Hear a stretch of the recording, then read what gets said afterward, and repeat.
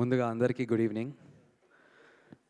మా block buster director మన శివశంకర్ వరప్రసాద్ అయినటువంటి మన ముందుకు తీసుకొస్తున్నటువంటి అనిల్ రావిపూడి గారికి అన్న హార్డీ వెల్కమ్.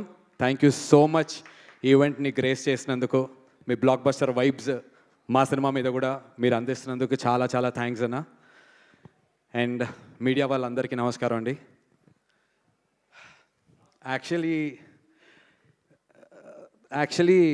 నేను ఇందాక అనిల్ అన్న రాకముందు వరకు కొంచెం నేను నవదీప్ బ్రో అంతా చాలా అల్లరల్లరిగా అంతా ఉన్నాం. మీరు వచ్చిన తర్వాత కొంచెం షివరింగ్ స్టార్ట్ అయిందన్న. మీరు గోల్ చేస్తారు, కాకపోతే హనుమంతుడి ముందు కుప్పగంతులు ఎందుకు అంటారు కదా, మీ ముందు నేను కుప్పగంతులు వేయలేను, అందుచేత కొంచెం టెన్షన్గా ఉంది.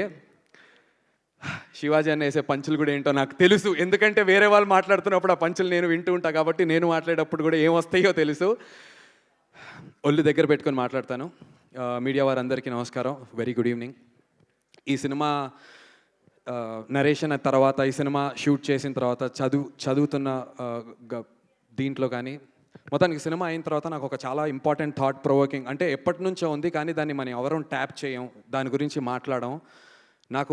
నేను ఆలోచించా అసలు మన సినిమా ఏంటి, ఏం చెబుతున్నాం, ఈ క్యారెక్టర్స్ ద్వారా ఏం చెప్తున్నాం అంటే నాకు వచ్చినటువంటి ఒక థాట్ ఏంటంటే,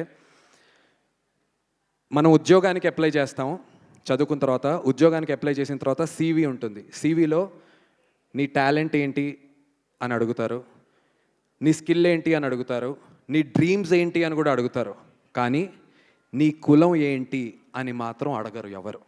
సో దాన్ని బట్టి మనం తెలుసుకోవాల్సింది ఏంటి, అండ్ ఈ సినిమా ద్వారా మేము చెప్పేది ఏంటి అంటే, మన ఫ్యూచర్ మన కులం మీద బిల్డ్ అవ్వదు, మన టాలెంట్ మీద బిల్డ్ అవుతుంది మన ఫ్యూచర్.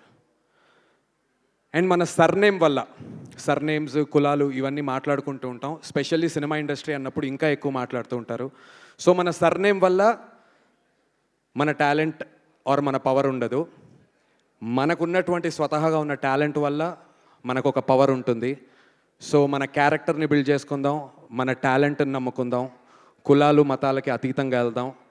అదే ఈ సినిమా ద్వారా మేము చాలా గట్టిగా చెప్తున్నాం. అండ్ అదే విషయం నేను మీకు ఇవాళ చెప్పాలనుకున్నా. It's a very important message అండి. ఎప్పుడో అంటే 500 ఏళ్ల క్రితం కుల వ్యవస్థ, నాకు తెలియదు ఎన్ని సంవత్సరాలు, నాకు అంత స్థాయి లేదు, నాకు అంత ఎక్స్పీరియన్స్ కూడా లేదు, కానీ ఎప్పటి నుంచో ఉండింది, ఇంకా ఉంది అనేది చాలామందికి తెలియదు. అంతర్లీనంగా అయితే ఉంటూ ఉంటుంది, కానీ మా ఇండస్ట్రీలో లేదు, మా సినిమా ఇండస్ట్రీలో లేదు. అదైతే నేను గర్వంగా చెప్పగలను. ఇక్కడ ఈ సినిమా ప్రొడ్యూస్ చేసినటువంటి మా బెన్నీ గారి కులం నాకు తెలియదు, మా కెమెరామెన్ గారి కులం నాకు తెలియదు, దీన్ని డైరెక్షన్ చేసినటువంటి మా మురళీ గారి కులం నాకు తెలియదు, నా కులం ఏంటో కూడా వాళ్ళకి తెలియదు.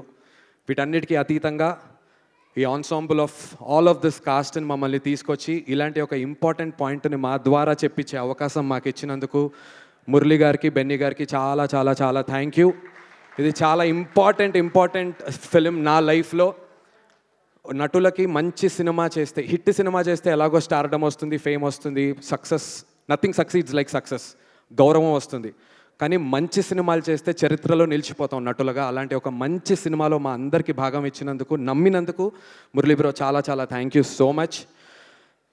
సరస్వతి కటాక్షం ఉన్న దగ్గర లక్ష్మీ కటాక్షం ఉంటుందంటారు. మా మురళీ బ్రో సరస్వతి కటాక్షం ఉంది, మా బెన్నీ బ్రోకి లక్ష్మీ కటాక్షం ఖచ్చితంగా ఉంటుంది.